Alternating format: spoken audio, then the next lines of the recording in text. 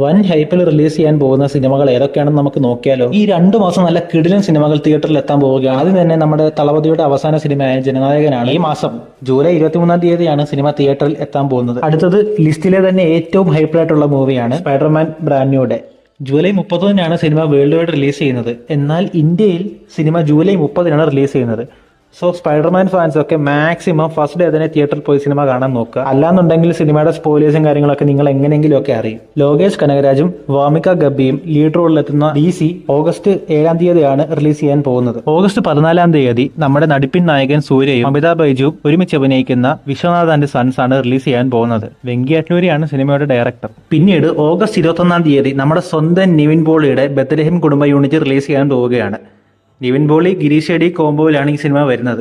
So cinema എന്തായാലും block buster വിജയം നേടിയെടുക്കട്ടെ എന്ന് തന്നെ നമുക്ക് വിശ്വസിക്കാം. അപ്കമിംഗ് മൂവീസ് പാർട്ട് 2 വീഡിയോ ആയിട്ട് നമ്മൾ ഉടനെ തന്നെ വരുന്നതായിരിക്കും. വീഡിയോ ഇഷ്ടപ്പെട്ടെങ്കിൽ ലൈക്ക് ചെയ്യുക. ഇതുപോലത്തെ കണ്ടന്റ്സിനായിട്ട് ചാനൽ സബ്സ്ക്രൈബ് കൂടി ചെയ്ത് വെക്കുക.